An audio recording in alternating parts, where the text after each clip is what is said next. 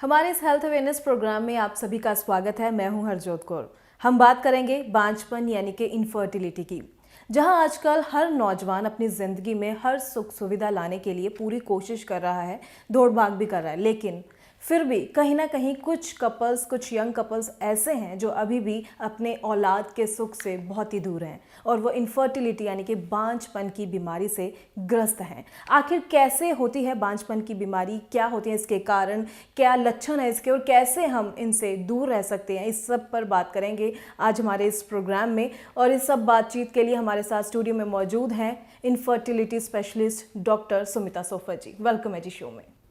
नमस्कार दर्शकों, मुझे उम्मीद है कि जो हम आज जिस समस्या पर बातचीत करेंगे उससे आपको काफ़ी आपके जो सवाल हैं उन पे आपको उसका जवाब मिलेगा और जो भी हमारी डिस्कशन होएगी उससे आपको फ़ायदा होगा। आपको नए इलाज के बारे में पता लगेगा और क्या नई टेक्निक्स आ गई हैं जिससे जो बेऔलाद जोड़ा है वो संतान सुख की प्राप्ति कर सकता है। जी डॉक्टर सुमिता सोफर जी, मैं आपसे यही सबसे पहले जो सवाल पूछना चाहूँगी वो यही है कि आजकल ज़्यादातर देखा जाता है जो यंग कपल्स हैं उनमें भी ये बांझपन की बीमारी बहुत ही ज़्यादा बढ़ती जा रही है। सबसे पहले उन सब की अवेयरनेस के लिए ही जानना चाहूँगी कि आखिर हम किसे कहेंगे बांझपन, इनफर्टिलिटी।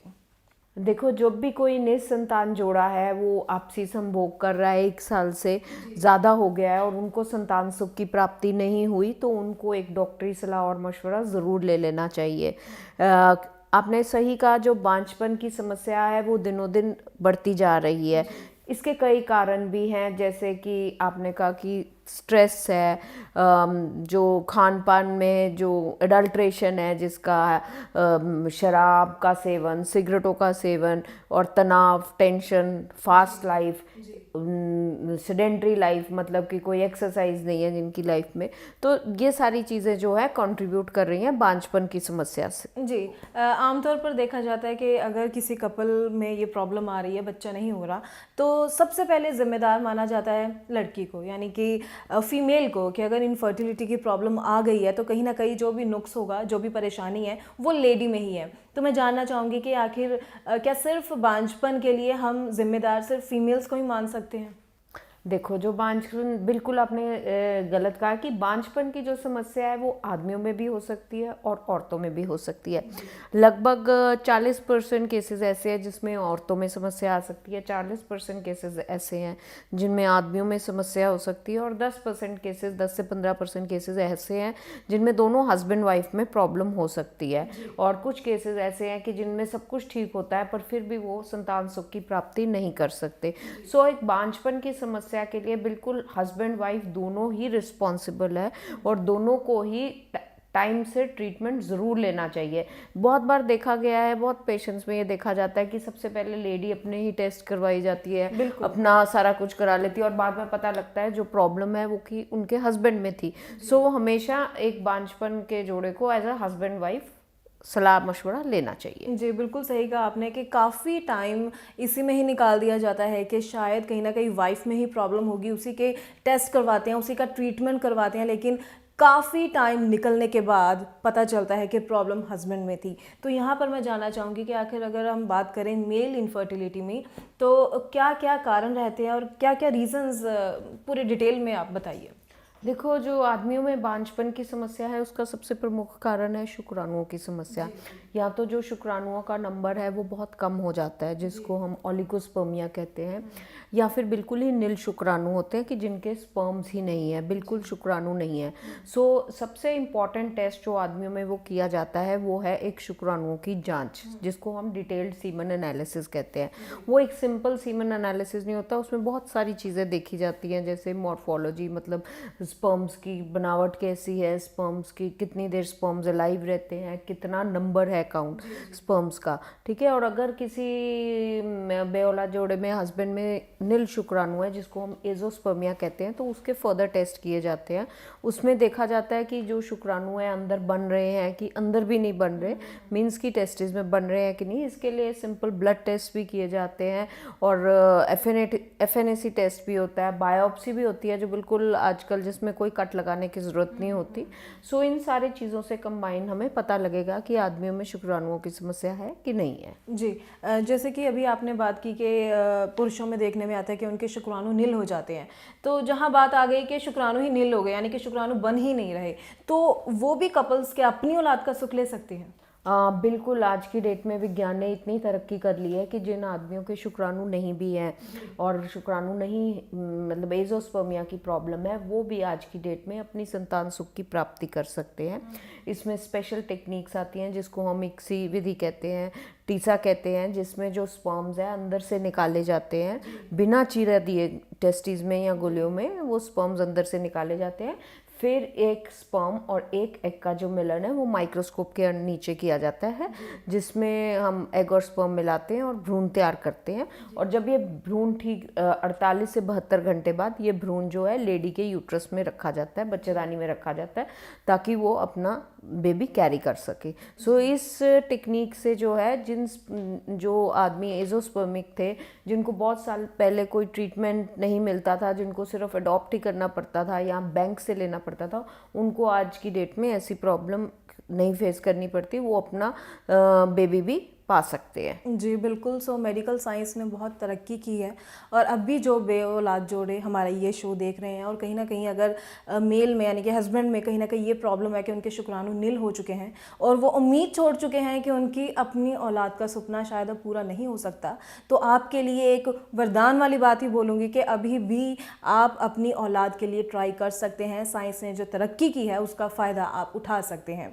आगे बात करना चाहूँगी मैं फीमेल्स की, उनमें किस तरह की प्रॉब्लम्स रहती हैं जिस वजह से उन्हें बांझपन का शिकार होना पड़ता है? देखो, जब लेडीज़ का है, लेडीज़ में यूट्रस की प्रॉब्लम हो सकती है यानी कि बच्चेदानी की समस्या हो सकती है, अंडेदानी की समस्या हो सकती है या फिर ट्यूबों की समस्या हो सकती है। जो अंडेदानी की समस्या, उसमें या तो एक लेडी का एग ही नहीं बनता या फिर अंडेदानियाँ जो फेल हो जाती हैं या अंडेदानी में किसी भी तरह की रसौलियाँ हो जाती हैं, पानी वाली रसौली हो सकती है, खून वाली रसौली भी हो सकती है। सो ये है अंडेदानी की समस्या है। बच्चेदानी में जो प्रॉब्लम हो सकता है कि किसी लेडी की बच्चेदानी की तय बहुत कमज़ोर हो या किसी की बच्चेदानी में रसौलियाँ हो या फिर बच्चेदानी का साइज़ ही छोटा हो गया हो। पर आज की डेट में ऐसे कपल्स को भी हताश नहीं होना चाहिए जिनको ये प्रॉब्लम्स है, क्योंकि वो भी अब अपना बेबी कर सकती हैं। और थर्ड जो मेन समस्या है वो है कि ट्यूब्स का बंद होना। सो जब ट्यूब्स का बंद होना है उसके कई कारण हो सकते हैं, जैसे ट्यूबरक्लोसिस यानी टीबी होना नलों की, या फिर खून एंडोमेट्रियोसिस जिसको कहते हैं हम, या क्रॉनिक इन्फेक्शन, बार बार नलों में दर्द रहना, उसके कारण भी जो है अल्टीमेटली जो ट्यूब्स हैं वो इफ़ेक्ट हो सकती हैं। सो इन चीज़ों के लिए कुछ सिंपल टेस्ट हैं जो एक लेडी के किए जा सकते हैं, जैसे कि एक लेडी के हार्मोन एसिड किए जा सकते हैं ब्लड में, जिससे हमें पता लग जाता है अंडेदानियाँ अंडा ठीक बना रही हैं नहीं बना रही है। ट्रांसविजाइनल स्कैन या 4D अल्ट्रासाउंड जिसको हम कहते हैं इंटरनल स्कैन, जो कि बिल्कुल पेनलेस है, उससे हमें सारा बच्चेदानी के बारे में पता लग सकता है, अंडेदानियों के बारे में पता लग सकता है, और ट्यूब्स के बारे में भी सोनोसाल्पिंगोग्राफी द्वारा देखा जा सकता है। या फिर सिंपल एक ट्यूब्स का टेस्ट है जिसको हम HSG कहते हैं, जिससे हमें पता लग जाता है कि ट्यूब्स बंद है या खुली। फिर जो भी प्रॉब्लम आएगी उसका इलाज हम उस हिसाब से किया जाता है। जी बिल्कुल। सो इस आधुनिक युग में अगर हम सोचें कि बांझपन एक समस्या है तो मैं यही कहूँगी कि नहीं, बांझपन अब एक समस्या नहीं है। इतने तरह के इलाज आ चुके हैं कि आप अपना ट्रीटमेंट शुरू करवाइए, अच्छे डॉक्टर की सलाह लीजिए, अच्छे डॉक्टर से अपना ट्रीटमेंट शुरू करवाइए ताकि आप जल्द से जल्द अपने बच्चे की खुशी अपने घर में महसूस कर सकें। और इसीलिए हम ये शो लेकर आए हैं और साथ में हम डॉक्टर सुमिता सोफत जी को लेकर आए हैं, जो लंबे समय से इस फील्ड में जुड़े हुए हैं और कई बेऔलाद जोड़ों को उनकी अपनी औलाद का सुख दे चुके हैं। आगे मैं आपसे जानना चाहूँगी कि कौन कौन सी टेक्निक्स हैं जिसके ज़रिए जो कोई बेऔलाद जोड़ा है अपनी औलाद का सुख ले सकता है? देखो, जब भी किसी लेडी में समस्या है, हमने सबसे पहले बात की कि जब किसी आदमी में शुक्राणुओं की बहुत कमी है, जैसे कि जिसके नील शुक्राणु है, वो इक्सी टीसा विधि से जो है प्रेगनेंसी के लिए ट्राई कर सकता है।